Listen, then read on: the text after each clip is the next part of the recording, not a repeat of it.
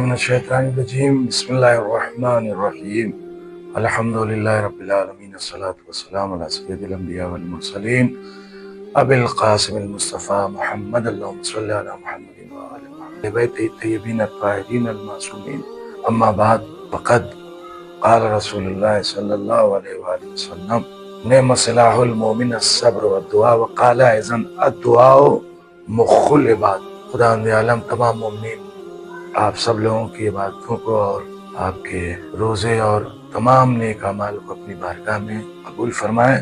آج کا موضوع ہے ناظرین دعائے مجیب۔ اس سے پہلے آپ کو دعا کی اہمیت کے سلسلے میں رسول کے 2 قول پیش کیے میں نے۔ اس میں پہلا قول یہ ہے کہ مومن کا بہترین اسلحہ صبر ہے اور دعا ہے۔ صبر کے معنی روزہ کے بھی ہیں اور صبر کے معنی تحمل اور برداشت کے بھی ہیں۔ قرآن مجید کی آیات میں وَبِمَا صَبَرُوا جَنَّةً وَحَرِيرًا، جو اہل بیت نے روزہ رکھا اس کی جزا بما صبروا کہہ کے، جو روزہ رکھا اس کی جزا۔ تو صبر معنی قرآن میں روزے کے بھی معنی۔ انسان روزے میں واقعی تحمل کرتا ہے، گناہوں سے بچتا ہے اور حرام سے پرہیز کرتا ہے، محرمات سے، اس کے علاوہ بھوک اور پیاس برداشت کرتا ہے۔ ظاہر آئیے دوسرا قول یہ تھا کہ دعا ہی عبادت کی جان اور روح ہے۔ مخ مانے گودا، یعنی گویا کی عبادتوں کی جان دعا ہے۔ اور قرآن کہتا ہے کہ اگر تمہاری دعا نہ ہوتی تو اے بندگان خدا میں تمہاری پرواہ نہ کرتا۔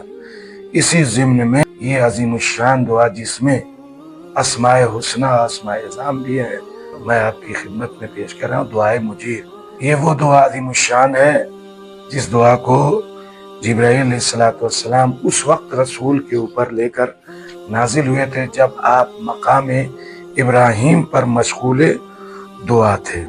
کفمی جو ایک بہت بڑے ہمارے عالموں میں سے ہیں، انہوں نے بلد الامین اور مصباح میں اس دعا کا ذکر کیا اور اس کے حاشیے پر اس کے فضائل بیان کیے ہیں، جن میں سے ایک یہ ہے کہ ماہ رمضان کی 13، 14، 15 تاریخ کو یہ دعا پڑھے اگر کوئی شخص تو رسول کا حکم ہے اور ان کی فرمائش ہے کہ اس کے گناہوں کو خدا عالم بخش دیتا ہے، چاہے وہ بارش کے قطروں، درخت کے پتوں اور صحرا کی ریت، جس کو ہم لوگ بالو کہتے ہیں، صحرا کی ریت کے برابر ہی کیوں نہ ہو۔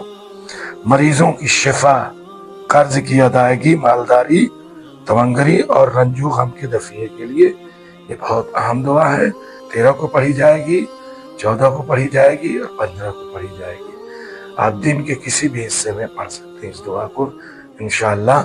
مومنین کے لیے آپس میں ایک دوسرے کے لیے دعا کرتے ہیں، خصوصیت کے ساتھ امام زمانہ کے ظہور کے لیے اور اپنے والدین کے لیے اور ایران کی کامیابی کے لیے انشاءاللہ۔ آخر دعوانا